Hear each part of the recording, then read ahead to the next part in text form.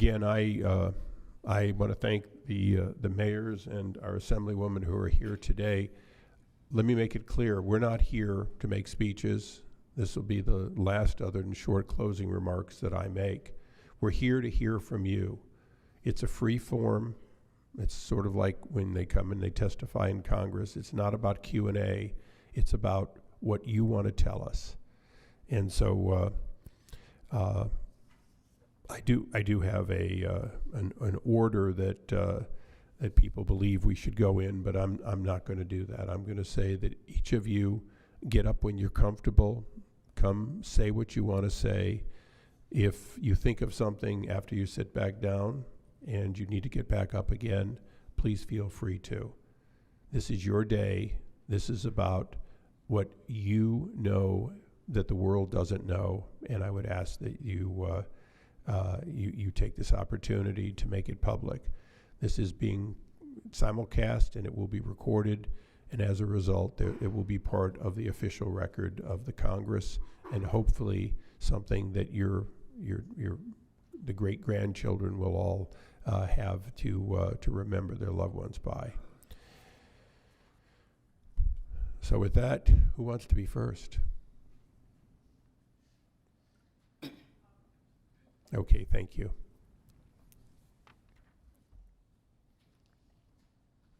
I want to get mine done so I can listen to everybody else's and be able to listen. Good morning, everyone. Thank you for being here. Congressman Issa, thank you. And thank you to your team. They're wonderful, and thank you all for being here. I am Kelly Barnett, Staff Sergeant Darren Taylor Hoover's mom. He goes by Taylor. Thank you, California, for having us. I know you have your political issues, but I love California. California to me is my son. He served for 11 years. He was in California for 11 years. I was out here as much as I could. I love it here, not just because of the food, but I love it here. And I thank you for giving us this voice and letting us kick this off. We haven't had one, and we got one, so thank you. Taylor and I have this thing where we watch a lot of movies. We love to do movie quotes, so you're going to hear a lot of those. And if you know the movie, then we can be friends. So, and a quote, it was mine first, but he kind of took it over. It's fear causes hesitation, and hesitation will cause your worst fears to come true. My worst fear has come true, and I have been hesitant about speaking out, and I'm not doing that anymore. So every opportunity I can, you're going to see this mug, but it's for my son. I'm going to be brave and tell you about my kid. He's an amazing kid, and I want you to know that I'm not a victim. We're not victims. We're parents to some mighty heroes. I want you to know that. Okay. Taylor is my firstborn, my only son. He's the first grandson, first grandkid on both sides. Hero to our whole family. I have 7 siblings, and we have between us like 30 kids. So there's a lot of us, and he's the hero. He's the oldest. He's the hero, the light in the room, the protector, the one everyone always went to for advice or for a funny story or to hear a funny story. Taylor had this amazing ability to, when someone needed him or when someone was speaking with him, he would, the rest of the world would fade, and he would give that person his whole attention, his whole, everything possible to make sure that person knew that they were important and that they counted. I wish I had that ability. I really do. What a cool dude. He definitely was.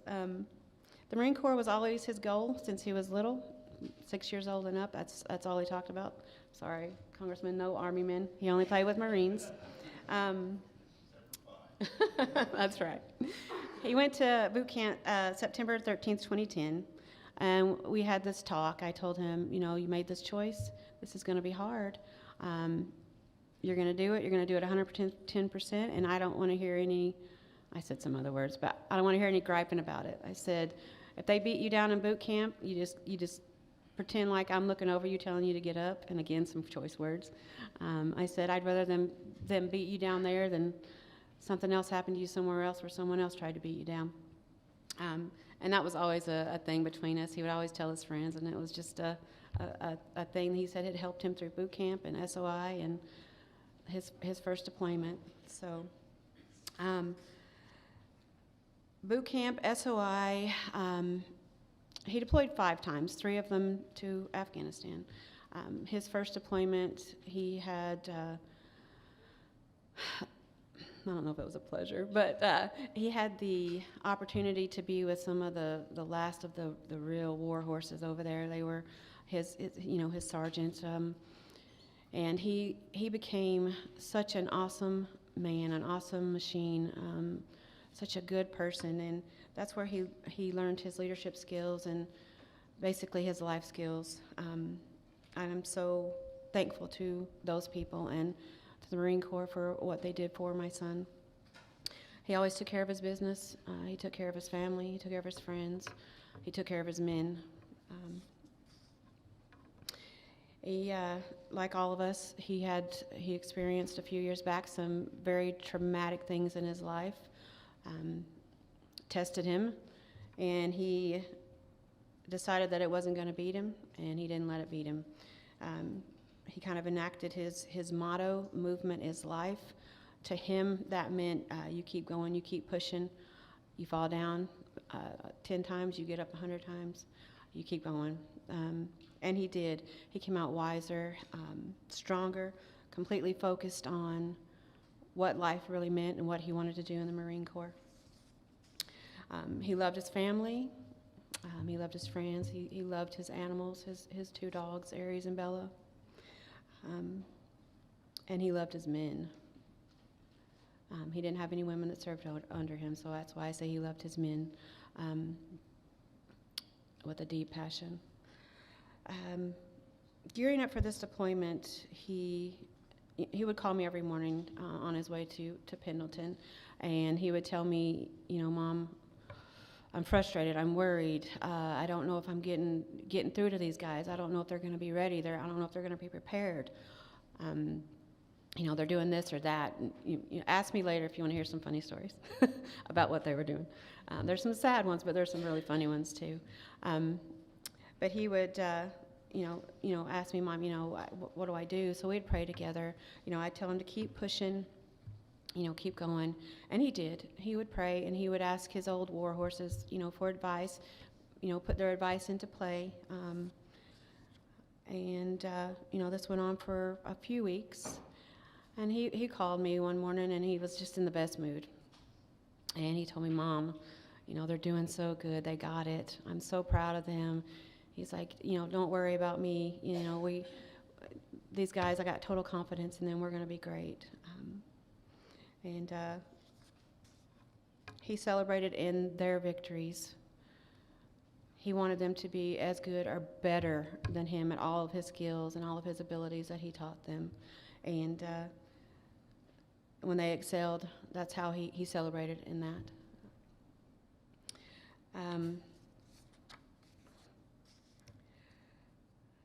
He was a true leader. I know that from the time he was born. He always led. But he led by his heart and his knowledge. He never led by his title, ever. That never went to his head. He didn't like the titles. But he always gave his whole heart to everything that he did. Like I said, he was deployed 5 times. His first 2 deployments were to Afghanistan, back in the muck when that was going on. His last one, of course, was in August of 2021. I thought this was, going to be a piece of cake deployment compared to those where I prayed every day, numerous times for his safety. I got complacent, and that wasn't the case. And I beat myself up every day for that. But I do know that he was prepared, and what happened happened for a reason. Unfortunate, but I know that he was where he was for a reason.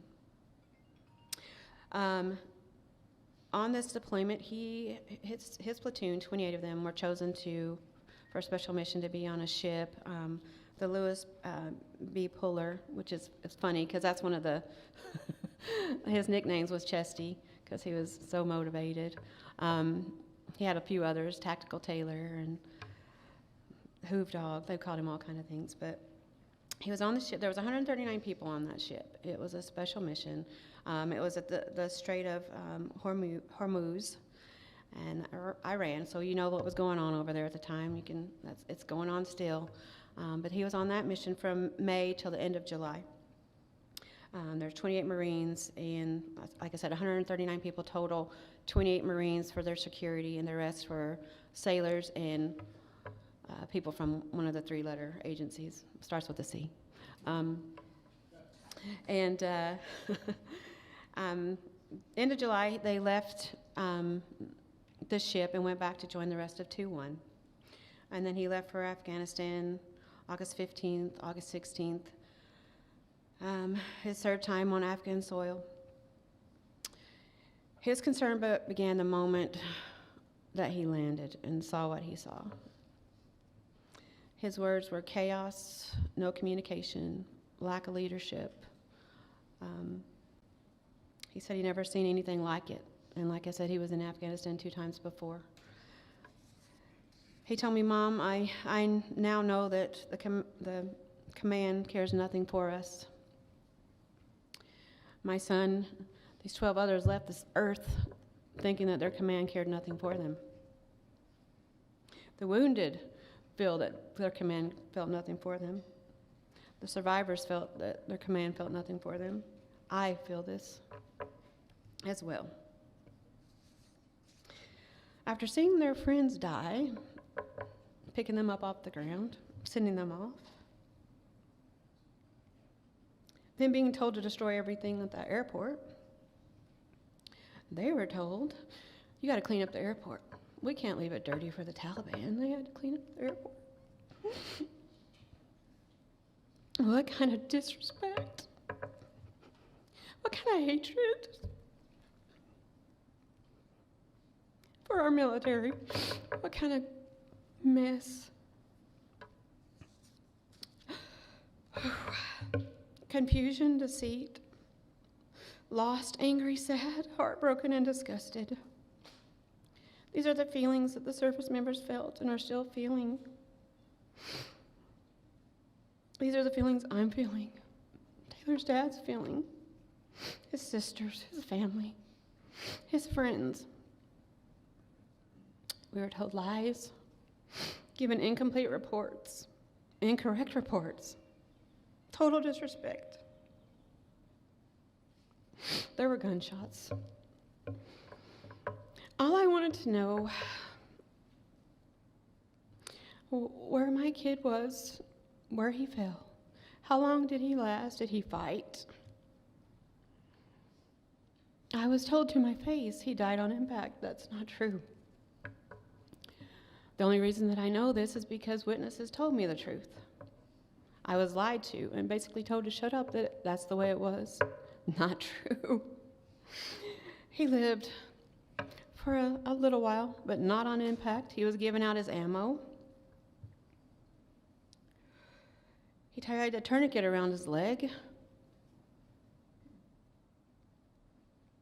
I don't understand the reasoning for that lie. It makes no sense.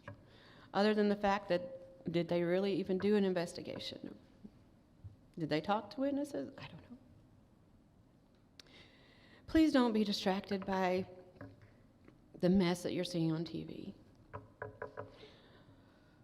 Aliens, who cares? Are they real? I don't know. If they are, I got some people. I got a list of people. Please take them. Please take them.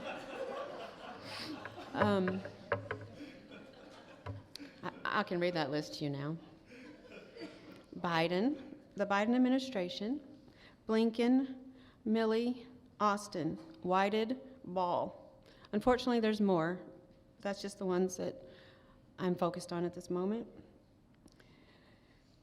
incompetent, cowards, evil. Some are a few of those, some are all of those. I want justice. I want accountability. Why would they just not say, oh, we made a mistake, our plan was wrong, I'm so sorry. You know, that would have been something. I understand war is hell. I understand that. But no, we didn't get that.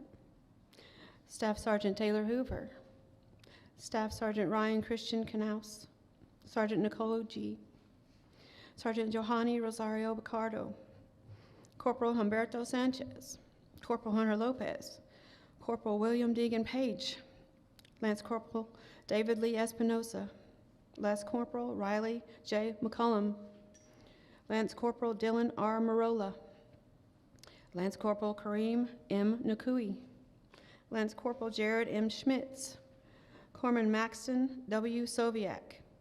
They deserve justice.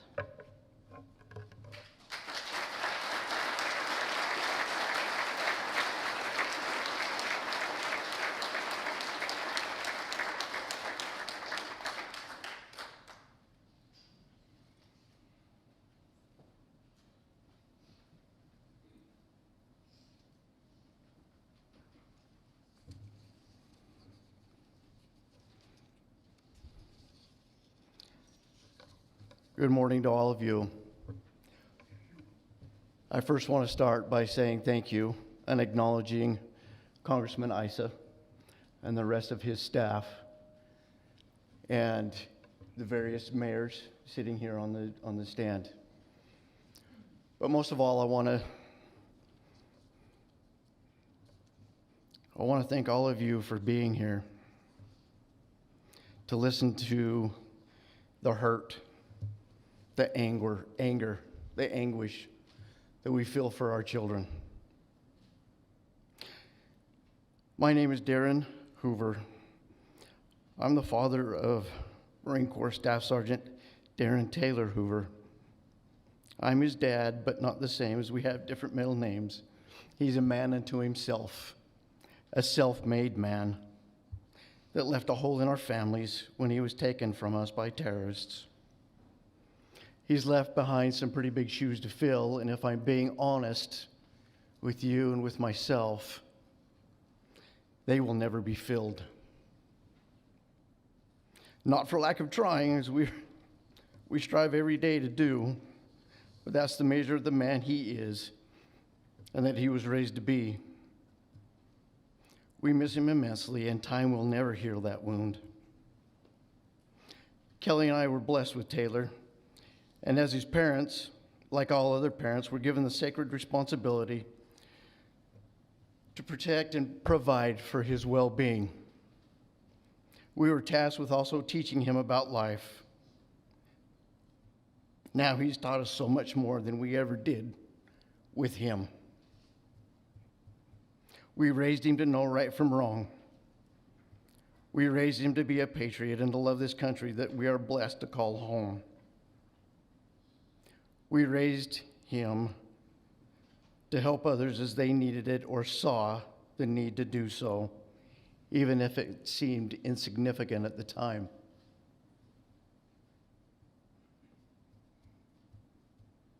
We never know the hearts that we're able to touch with just a kind word or a helping hand up.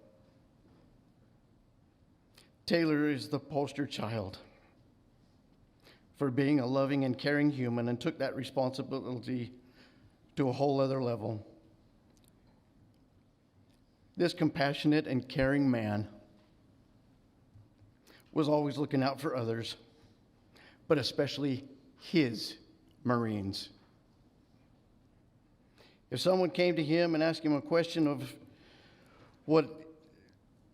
him that he didn't know, he would research the answer so that he could give the correct information back, and also expected that from his Marines.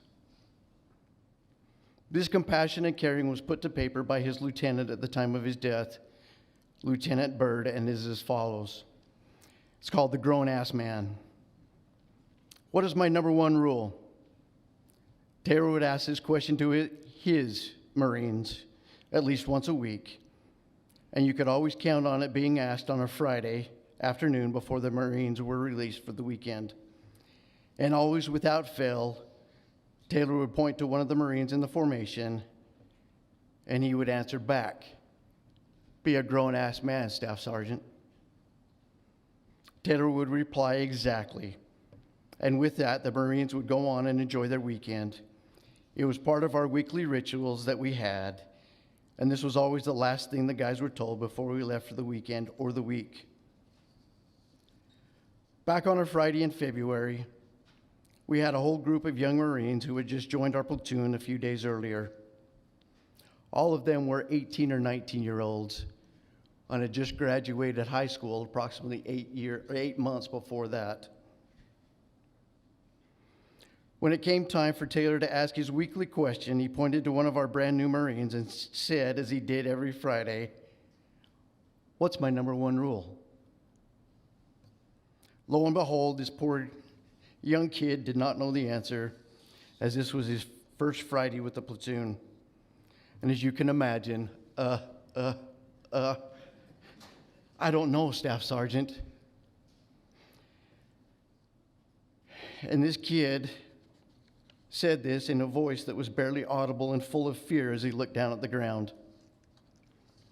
At this point, everybody in the platoon is silent, and no one is really sure what is about to happen.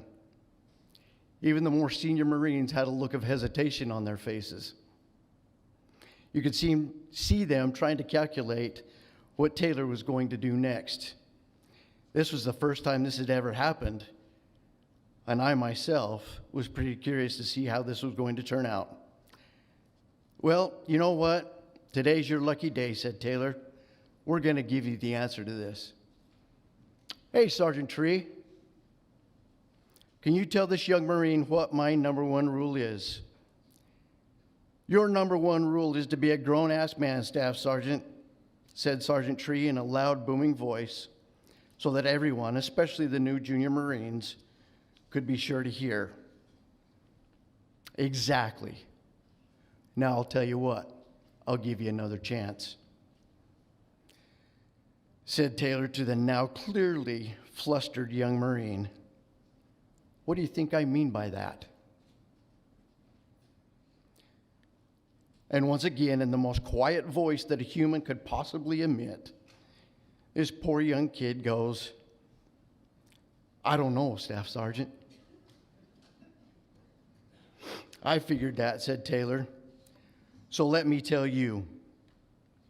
Being a grown-ass man means that you will always look out for the Marines that you see around you, because they will always look out for you. If you see someone needs help, go over and ask them what you can do to help them. If you need help with anything, you need to be mature enough to ask for help. Being a grown-ass man means that if you make a mistake, that you will own up to it and then work to correct it. It means that if you have to think twice about doing something, then you probably shouldn't do it. If you make a mistake, it's okay because no one is perfect. We will still stand by you and support you, but a grown-ass man learns from his mistakes. But understand this. You, as a grown-ass man, need to understand that there is no such thing as a mistake when it comes to morality. You are well aware of what things like lying or stealing that are wrong, and those, in fact, are not mistakes. Those are conscious decisions that you, as a grown-ass man, are not allowed to make. Does that make sense? It does, Staff Sergeant, said this young Marine, though not in a quivering whisper as he'd been speaking, but in a tone that was filled with confidence and respect. Taylor was the big brother and the father figure that so many young Marines never had.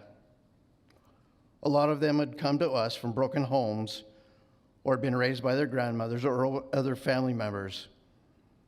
It wasn't that they hadn't been taught what was right from wrong. It was that some of them had just never had a father figure that truly cared for them. Taylor was exactly that person. There was never a time when he was not acting in a way that should not be emulated. He would never hesitate to pull a Marine, regardless of rank, and pull them to the side and ask him how things were going if he had the slightest inclination that there was something bothering him. There are so many young men that Taylor took the time to mentor, to coach, to listen to when he saw that they were going through something or just needed someone to confide in. And I can say with the fullest confidence that there are countless young men who have become not just better Marines, but better fathers, husbands, sons, and friends because of the influence that he had on them. The loss of Taylor is a void that simply cannot be filled. I want to assure everyone that Taylor will forever live on and that his impact will live on through those that he considered his brothers. When new Marines check in, they will hear the stories, not on just his heroic actions, but they will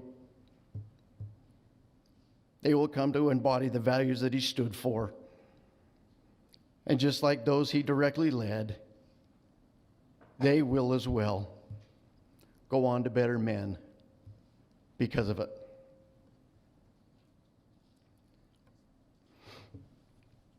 Now, as I said in the beginning,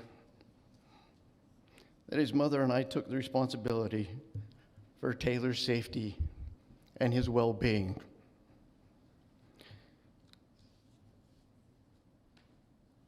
And in that day in September, we transferred that responsibility to the Marine Corps, the Department of Defense, and the others in the various administration since he joined the Marine Corps 11 years before his death. The most recent administration, Department of Defense, and the Marine Corps did not uphold their end of that contract. I know there are those that will say that Taylor and his brothers in arms signed on the dotted line and knew the consequences that could occur, as we have been at war for 20 years. And they would be correct. But this didn't need to happen in the manner that it did. And for those who had power over our military, know that they made a conscious decision that led to the chaotic and frantic withdrawal from Afghanistan. For the Secretary of Defense, General Austin, the head of the Joint Chiefs of Staff, General Milley, to say that they're satisfied with the withdrawal of our troops is nothing short of disgusting and ignorant. Retired Marine Corps General McKenzie can be included in this as well, as these were his Marines, and he should have known better. With all of these generals having approximately 90 years of experience combined, and to come up with the plan that they attempted to carry out is despicable. And to say to Congress that they thought it was a good withdrawal are sorely, sorely mistaken. Then to have individuals like John Kirby come in and say that he did not see from the chaos from his perch is both tone deaf and ignorant. We've all seen the pictures and the videos as he was speaking. Now to the Secretary of State. Our kids were not trained extensively on what to look for when looking for the green cards, the passports, and the other pieces of paper that were needed to get out of that country, and to assist our Americans that were there, our allies. The Afghans, which just wanted to get out and a new life out from under the Taliban rule. To have the ambassador to Afghanistan changed out midway through all of this should be a huge red flag. Why was that done? Because the prior ambassador was not on board with the decisions being made and the way it was being handled? If that's the case, then something needs to be done. In closing, I'm calling out Secretary Blinken, Secretary Austin, General Milley, General McKenzie, Lieutenant Colonel Whitehead, who could not give the order to the snipers to take out the bomber before he detonated his vest, and ultimately the president. Do what our son did. Be a grown-ass man. Admit to your mistakes. Learn from them so that this doesn't happen ever again. You all need to resign immediately. Our sons and daughters have more integrity in their little toes than every one of them combined. You owe it to our families here today, to the other Gold and Silver Star families that have gone before, and most of all to the veterans who have given so much for this country so that we have the freedoms that we enjoy today. Thank you. Thank you.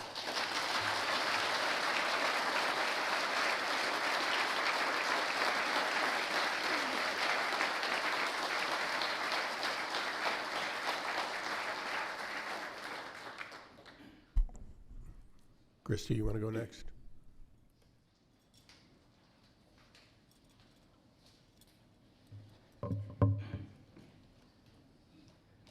Good morning.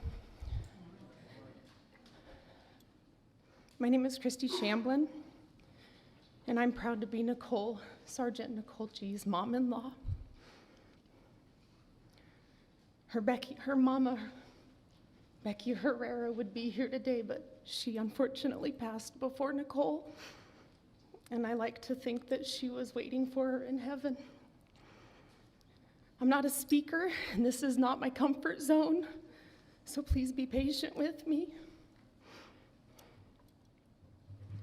Excuse me, I'm sorry. I'd like to thank Congressman Issa and you all for being here today. It's really important and it means so very much to us. Thank you. As I thought about what I could say today, I thought of Nicole and the bright light that she brought to our lives.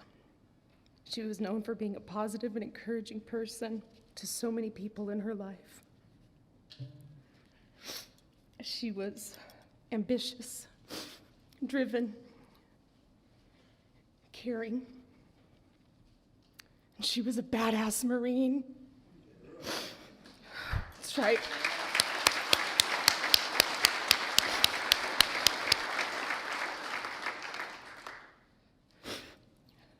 One of my favorite memories of Nicole includes the picture that was taken of her just days before her murder in Afghanistan. She's holding an infant, and she posted with that, "I love my job." She's in the middle of the most horrific conditions I've ever witnessed in my life, and she is proudly serving her country and loving her job, doing 100%. She held nothing back.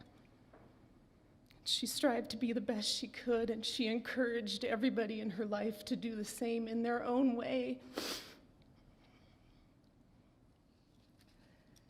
My son was an active duty Marine at the time of her death also. They were a Marine couple stationed at Lejeune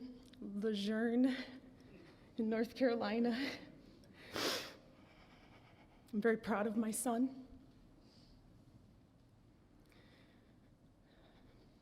As God has seen fit sometimes in my life, he put us together on the day he was notified. And we left the next day to Dover Air Force Base for what I now know is called a dignified transfer. I can't even begin to piece together the words that would convey to you the devastation that her murder has brought to our family. when your child is murdered, you feel like there is no justice, and you question your very existence.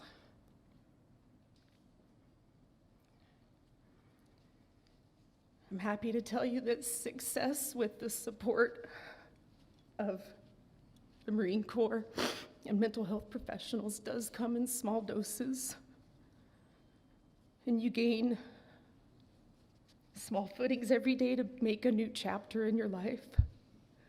We're grateful, so very grateful for people like yourselves and the Americans who want to hear our children's stories.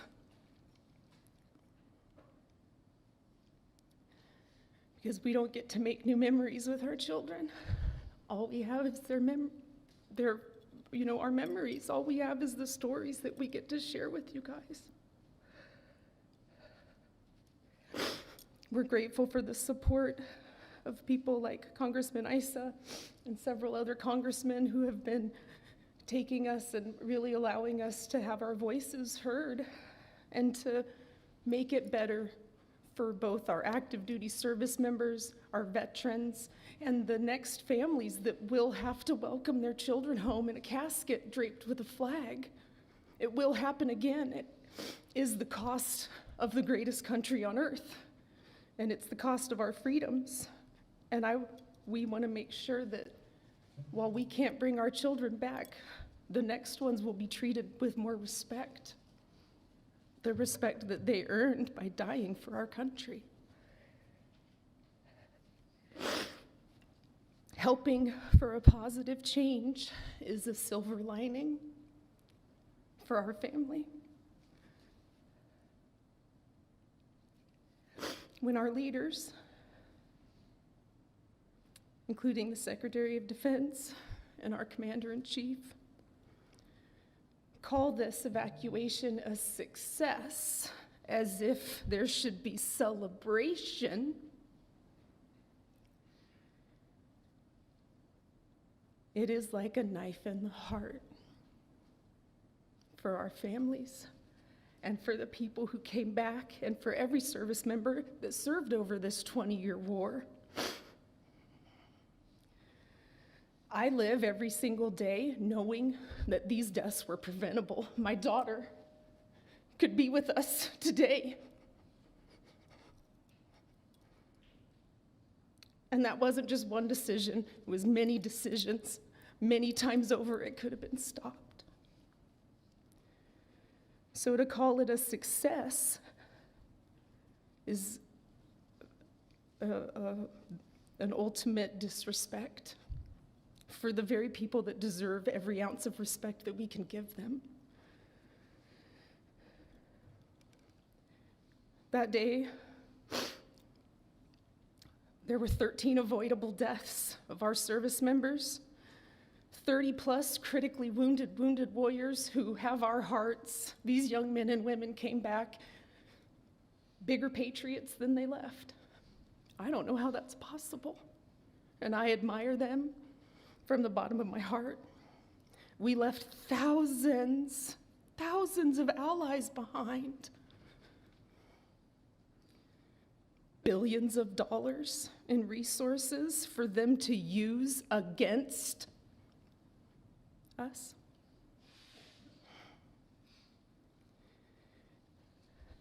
This was not a success. And doing the same thing and expecting different results is the definition of insanity.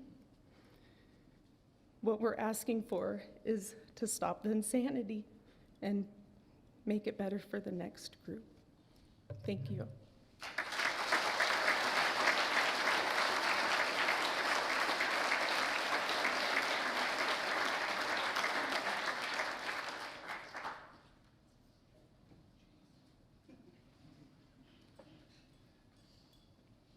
Hello. I'm completely out of my wheelhouse. And that's my son right there between the American flag and the Marine flag. His name was Kareem M. Nakui. I just got this. I don't know how to work it. To do that,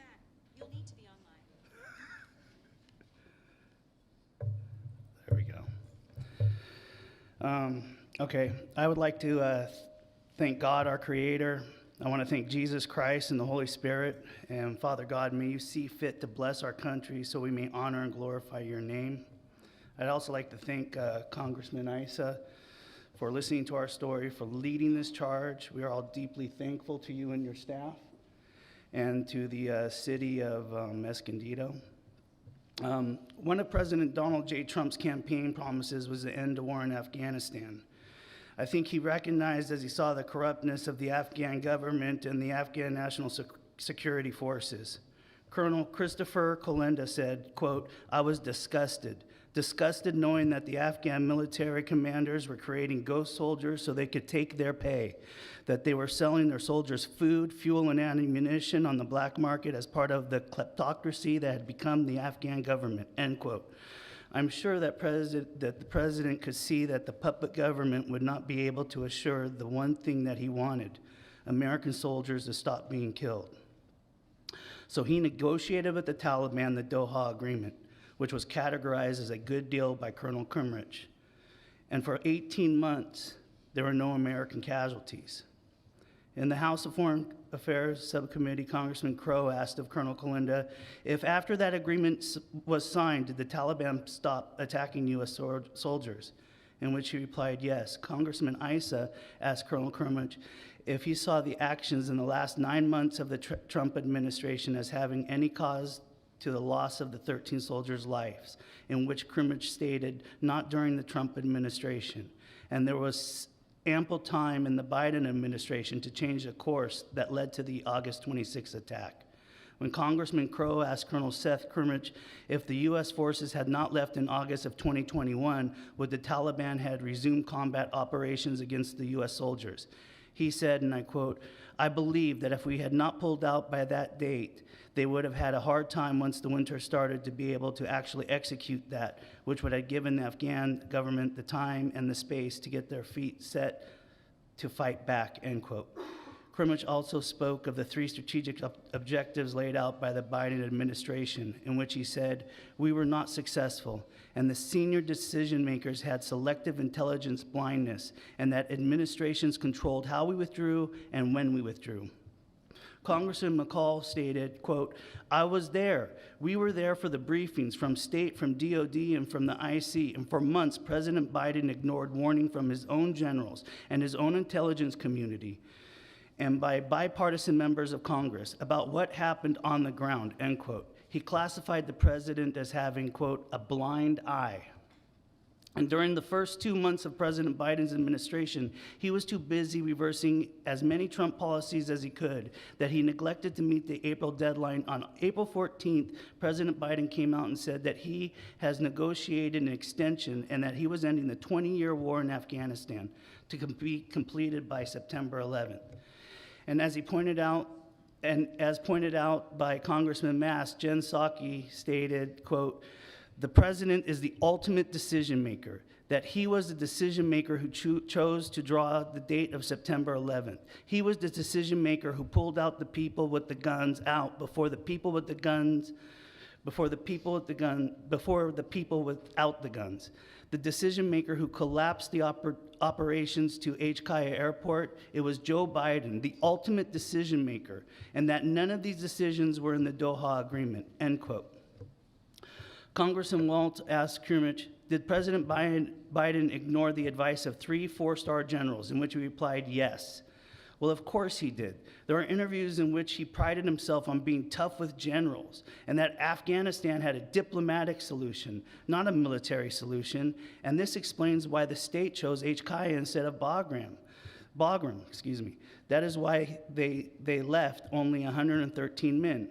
Colonel Sergeant Major said, quote, "The defensibility of Bagram was exponentially greater," end quote, and that 2,000 soldiers can completely man Bagram, and 2,500 soldiers were left in country when President Trump left office. He understood that some of the embassy felt that the Taliban would not advance and that a NEO would not be necessary. June 14th, he was given the order to close Bagram by July 4th, 2021. HKIA was to remain open as a quick reaction force to the embassy, which was 4 miles away. All talks of conducting a NEO ceased. which was against the law. Colonel Sergeant Major Smith said that he closed Bagram on July 2nd, and the Taliban controlled 50% of Afghanistan, with 113 American soldiers left in country from 10th Mountain Division. Congressman Waltz also stated that not a single official has resigned, been relieved, been court-martialed, or even laterally transferred. My life and that of my family's has been on pause since the early morning of August 26, 2021. The difference between the minutes of my life before that day and the minutes that pass after that day are contrasted drastically. The smells of the season, a certain song, an image, a picture, brings back the image and the images and the feelings, the pain and anxiety. The thing that upsets me most is that he exploded the most precious thing that a child learns from his parent, trust. Kareem enlisted and stood on that wall because he associated his government in the likeness of his parents. And the protection and love he witnessed growing up, he associated and compared to his government. My son needed a commander-in-chief who cared solely about his life, a commander-in-chief who, when sent a picture to the Taliban leader's house and asked him, "Why do you send me a picture of my house?" replied, "You have to figure that out, Abdul." Instead, his commander-in-chief chose to use him as a pawn so he could meet his September 11th deadline and get the optics he wanted, and never honor my son or his brothers and sisters for their sacrifice for his picture. There was something I'd like to do with Kareem. When he would leave to go,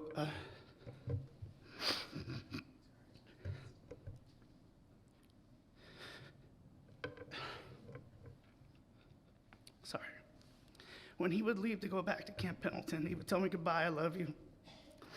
I would be on the other end of the house, far away, and I would wait to hear the door creak because of the hinge, the front door. And as soon as I heard that, I would yell as loud as I could his name, "Kareem." And this was to pay homage to every father-son movie ever made. You know, I would yell, and in his little voice, "Yeah."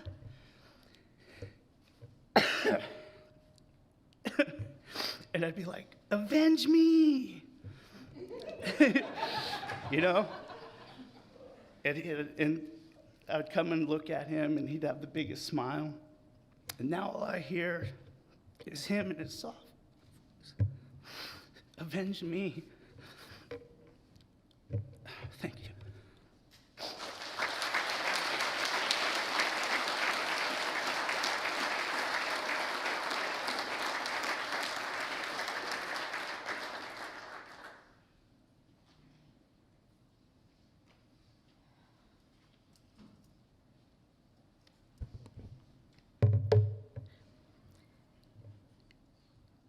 Good morning. My name is Cheryl Rex. I am the mother of Lance Corporal Dylan Marola.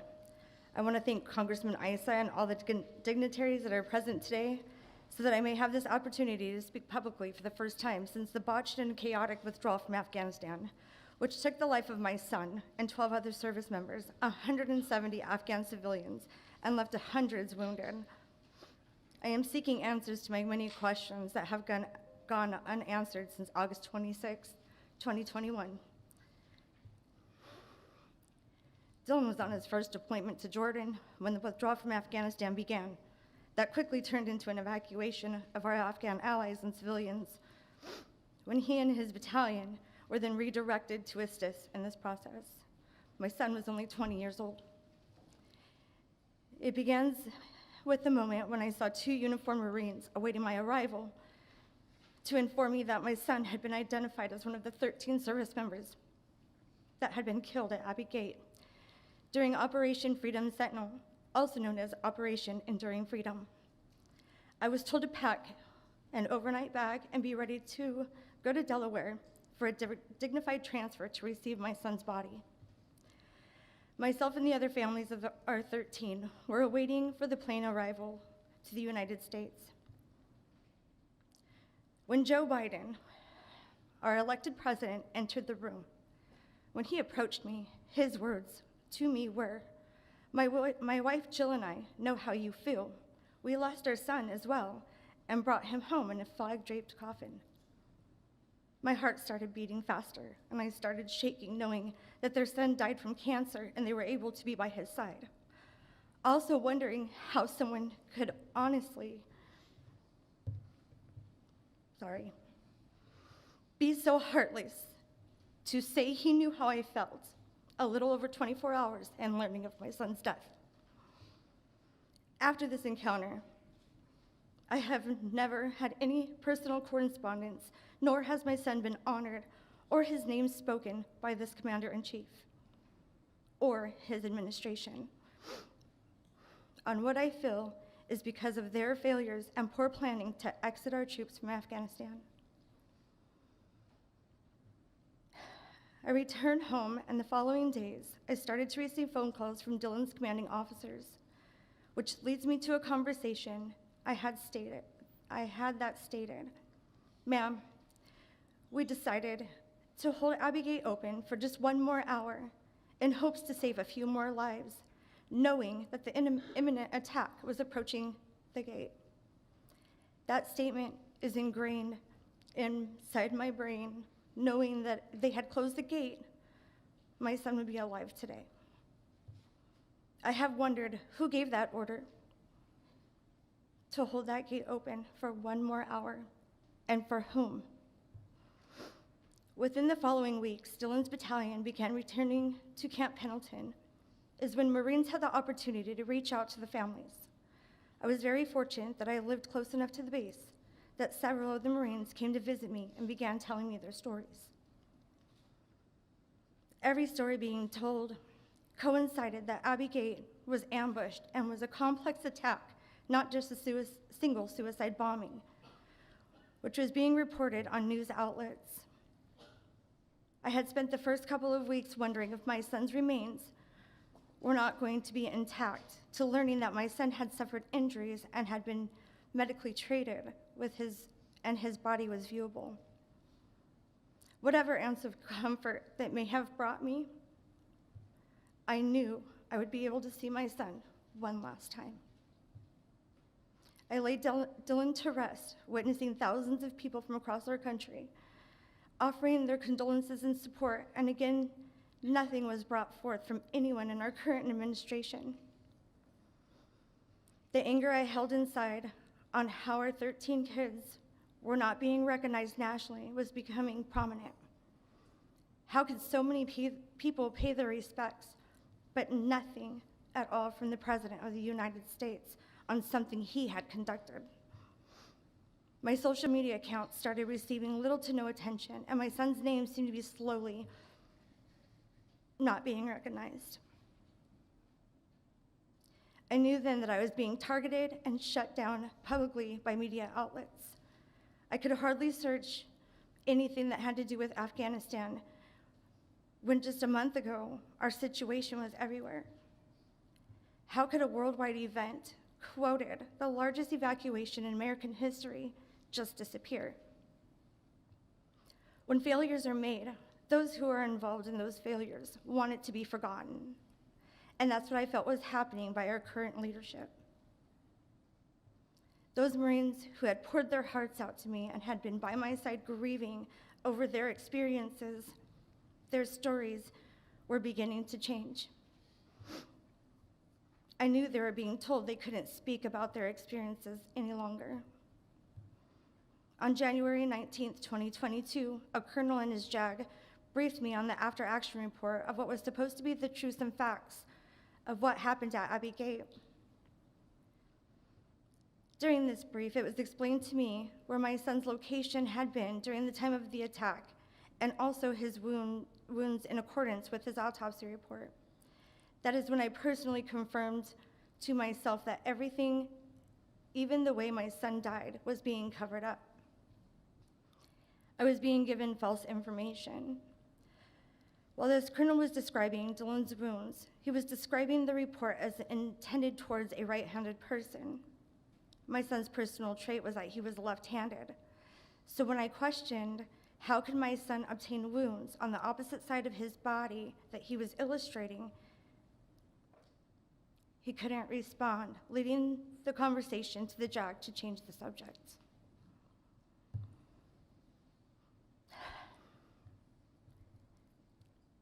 They continued into showing me drone footage that ultimately they claimed had a 3-minute unexplainable lapse. This colonel told me, "Ma'am, you wouldn't want to see it anyways." I had already seen my son's lifeless body and laid him to rest.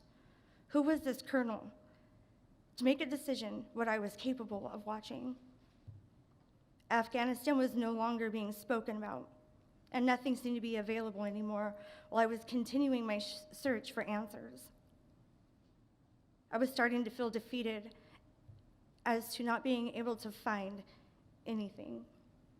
I felt I needed to find some kind of proof that would show that the people, these Marines, were not lying about their stories and possibly bring some acknowledgement back into the public eye. Days turned into weeks. Weeks turned into a couple of months. As the 1-year mark approached, I knew in my heart that my son and our 13 were not going to be honored or spoken more than just a small new community that we were circulating in. But in my head, I kept thinking, maybe, just maybe, their names would be spoken on national TV or even just anything to honor their sacrifices, and people would remember them. As a mother of 2 Marines, I hold a different perspective of honor. It wouldn't have taken much effort to say their names and hold a moment of silence on this date. I wasn't surprised one bit when nothing was said for them. Every day I had just hoped and prayed that people wouldn't forget this withdrawal, being that U.S. troops had spent the past 20 years defending and protecting the Afghan civilians.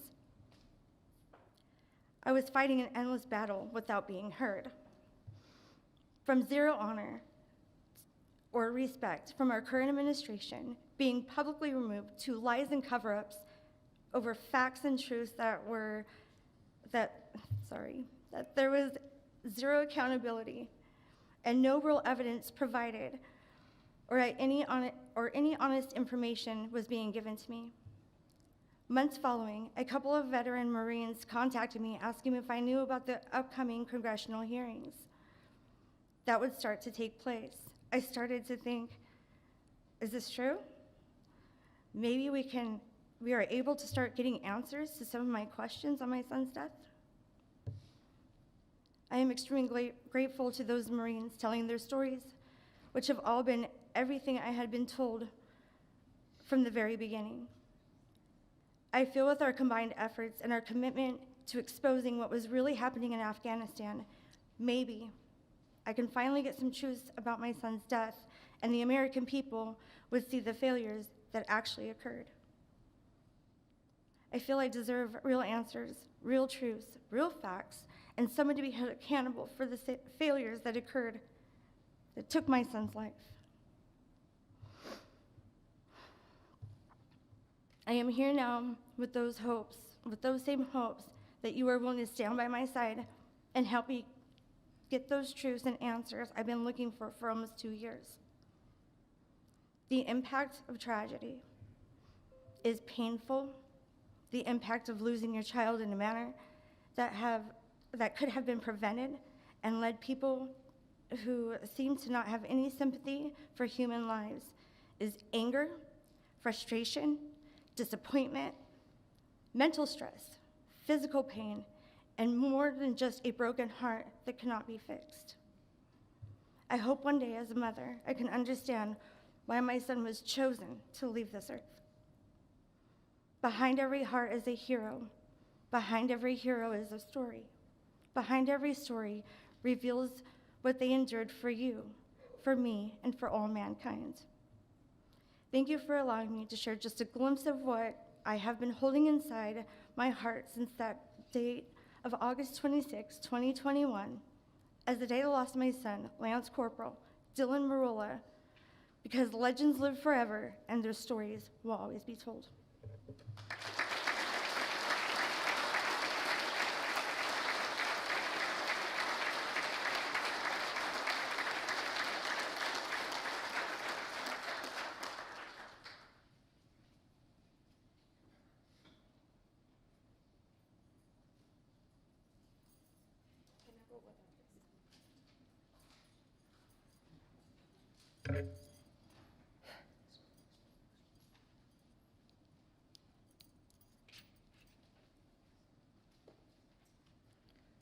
gosh, I'm shaking already. Sorry. Good morning, everyone. I'm gonna thank Congressman and all of you guys for being here, for opening this place for us to talk and express ourselves and our broken hearts to you and to our community. My name is Coro Bersano. I am the mother of Corporal Humberto Sanchez. Right there. I always call him my green eye boy. We're Hispanics, Mexicans, but he has green eyes. Don't ask me where, because I don't know. They said it was my grandma. I didn't meet my grandma, so funny story, my green eye boy. Let's just start 711 days ago, since I received a knock on my door in the middle of the night. 711 days of a broken heart, trying to glue my family together, learning how to survive our new lives. First, we start minute by minute. Then we learn how to live day by day. Then month by month. And I'm gonna tell you something, it hasn't been easy. We struggle a lot. All this time, I asked myself, what if I didn't sign those papers to let him go at the age of 17? Why I did not hug him longer the last day I saw him? The last time I spoke with him was on the phone on August 23rd. I was fighting with him, fighting for him to help and save more innocent women and children. Why, instead of pushing him to help save more black people, I did not tell him that I love him, and I was so proud of him. Why that I didn't make sure he knows how much I love him. The truth is, I raised a loving, protector, and caring human being. The kind of person that will give his life for the ones he loved. And that is something that I am really proud of. My son loved this country as much as he loved his family. I expected the government to love my son as much as I do, to protect him, just like I protect him for the first 17 years of his life. Unfortunately, that didn't happen. They failed to protect not just my son, but 12 of his brothers and sisters that day. They failed to protect countless Afghans who died that day too. The commander-in-chief failed on the oath he took when he entered this country's executive system to protect our country from foreign and domestic enemies. He failed everybody. Everyone asked me, what can I do? What can I do for your family? Every single person that day in Dover, every single people that I don't even remember faces. They're like, what can we do for you? Here's my card, here's my number. Tell me, what do you want me to do? I never have an answer for that. But today I can tell you, I want answers. I want the truth. I want to go to sleep knowing my son did not die on vain. I want to know that this type of failure will not repeat itself again. 22 service members taking their own lives every day. How many more lives will be lost after this catastrophic evacuation? Last time I knew, there were 7 service members from that day in Kabul that took their own lives. And who cares? Nobody cares. Nothing is public. Nobody knows. How many more need to struggle because they cannot talk? They got told, whatever you see, whatever you think you saw, didn't happen. They cannot even talk to us. And that, it's a shame. How many more parents have to go through this nightmare if we don't do anything with this administration? We need to get to the bottom of this and find out the root of this failure. We need to implement laws to protect our Marine soldiers and sailors. I am tired of hearing people tell me, what can I do? The time to act is now. Make sure history does not repeat itself. The last day I see my son, it was March of 2021. He was leaving for his last deployment in the Jordan. And I remember, like it was yesterday, he's standing outside the door, and he hugged me, and he said, "Mom, if I don't come back," and I said, "Shut up, you're gonna come back." And then he said, "No, Mom, if I don't come back, I want you to keep telling my story."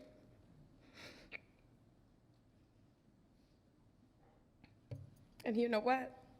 His story did not end on August 26, 2021. I will fight until my last breath to get to the truth. I promise this to my kid, and I will do it. Thank you.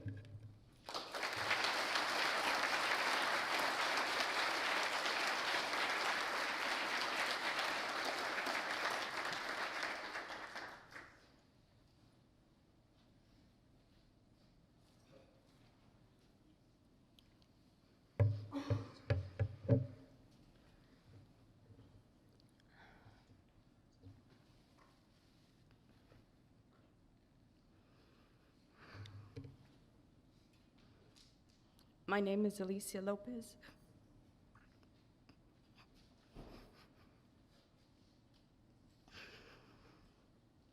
And I'm the proud mother of United States Marine Corps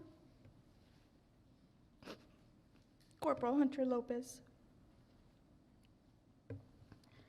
I would first like to start off by speaking of my son.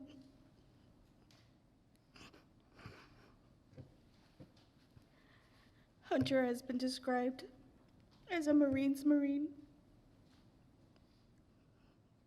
He knew he had to be prepared physically, mentally, and tactically. He invested countless hours working out, reading military history, listening to tactical podcasts. He invested hours upon hours at the range on his own time and bought himself the best gear to use. He would not settle for second best. He did all of this without leaving others behind or to fend for themselves. I would venture to say that in addition to service to the country, after having trained, lived, and known his close Marine friends for many years, Hunter also dedicated to protecting and looking out for the well-being of his fellow Marines.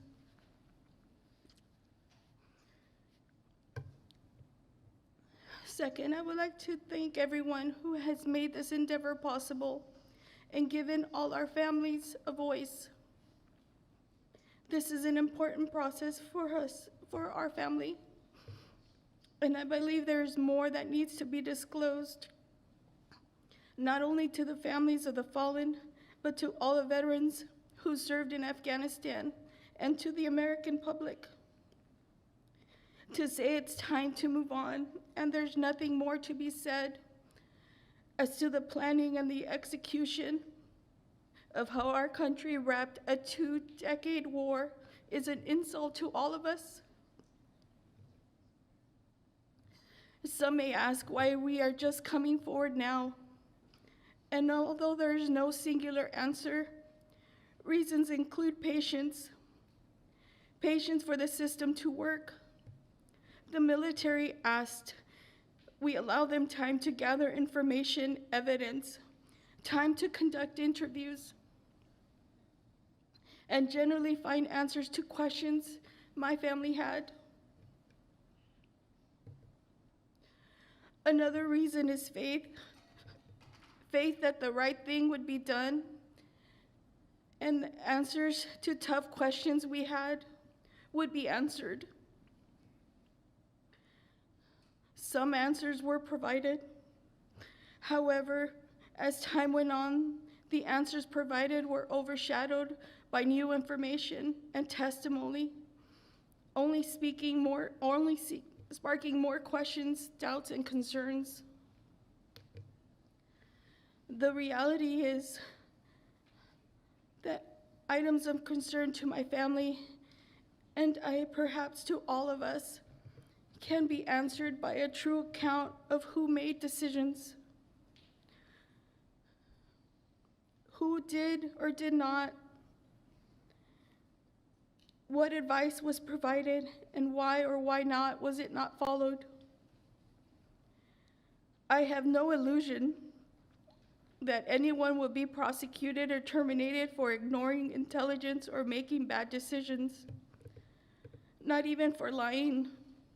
To all our Gold Star families, this outcome is sad, but it is what we have to come to expect from a system that would prefer to hold secrets for decades and beyond until someone finally has the decency to unseal classified information that would bring solace to grieving families and answers to so many questions and concerns. It's unfortunate, and really it's sad. Our system is quick to identify those at fault in faraway countries.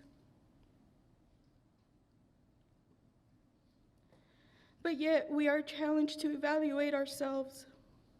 We shy away from compromising careers of high-ranking officials, book deals, and future lucrative public speaking engagements.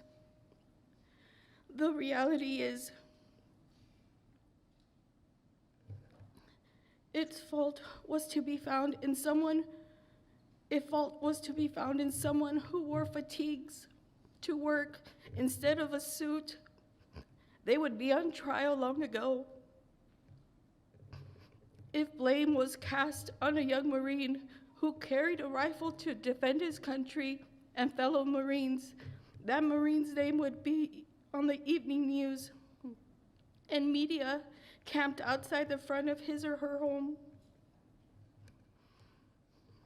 Mistakes were made, without a doubt.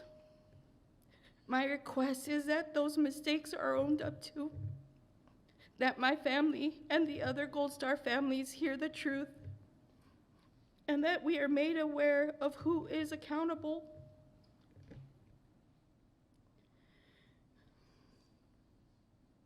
We do not want a partial truth or truth told in a book release or when information is declassified 20, 30, or 40 years from now. As Americans, we want this truth. As Gold Star families, we deserve the truth. We deserved it 2 years ago, and we definitely deserve it today. I ask that our children are honored, those injured, and those that made it home from HKIA.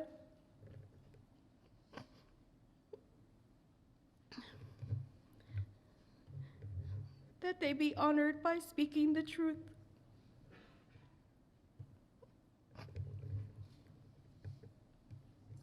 Staff Sergeant Taylor Hoover, Sergeant Nicole G.,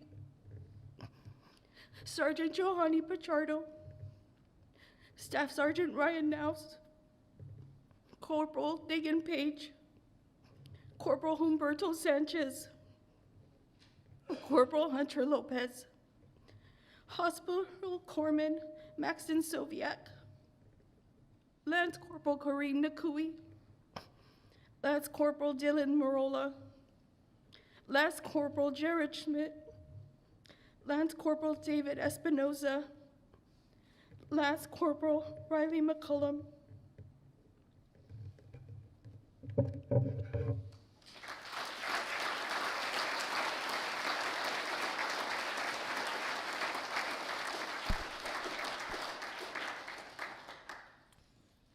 This brings to a close the statements for today of the families of the fallen. I said for today because their story cannot end today. In 1792, George Washington impaneled the first congressional investigation of a failed battle. It is not new for there to be military mistakes. It is not new. But it is, in fact, a tradition that investigations don't end until every question has been answered. And even though we spent a little over an hour here today with these families, we could have spent 2 or 3 or 4 hours and not heard all the questions they have. Others have told us of things like a bullet found inside their loved one, when in fact we were told it was a bomb, and they have evidence. Others have asked, I got my son's phone back, but the SIM card containing those pictures, those selfies, had been removed. Can I have it back? There are many, many questions unasked or unspoken today that have been asked that we will get to the bottom of. So for the families who came so far and said what they said here today, thank you. For those in attendance as witnesses, on behalf of all of them, all of us have an obligation to retell their stories, to not let it fade until every question has been answered. That's not one member of Congress, that's every American's obligation. So again, you'll hear thank you for your sacrifice. It's not a sacrifice you asked for. It may well have been a sacrifice that we could have avoided. But thank you, and thank your loved ones, and thank every military person who knowingly signs up to go in harm's way, knowing that what happened to your children, your loved ones, could happen to them every day. This is not the end, but it is the end for today. We stand adjourned.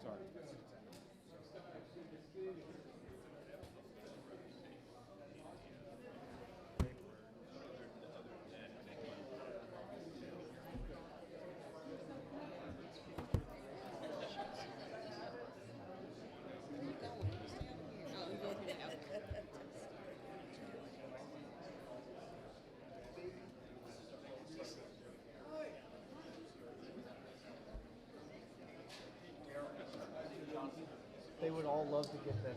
Yes.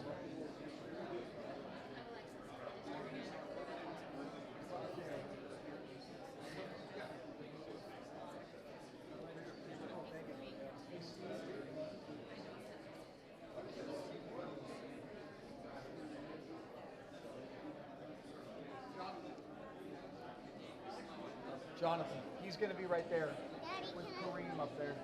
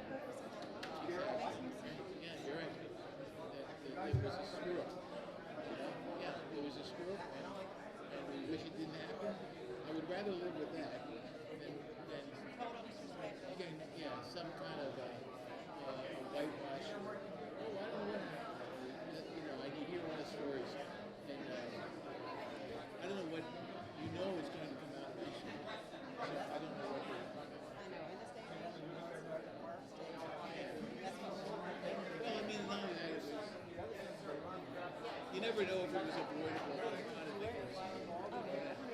Yeah, right? And kind of as a total school.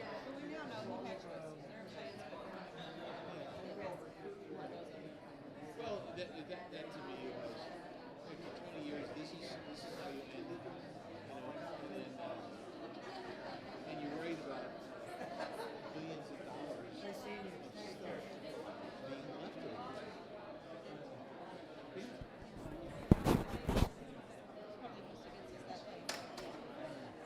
I mean, it could have been handled. That's an understatement. Anyway, I do appreciate your courage to come out and speak. Things need to be said.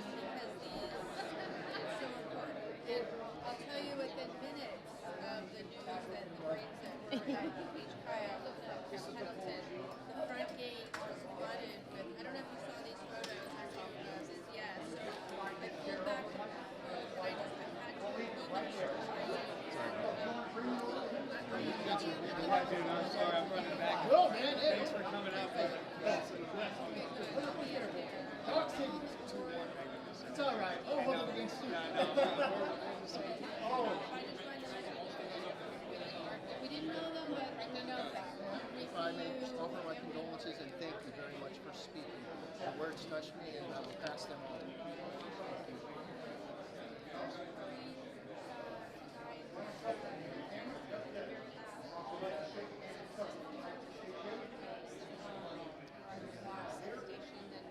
Many years and heroes that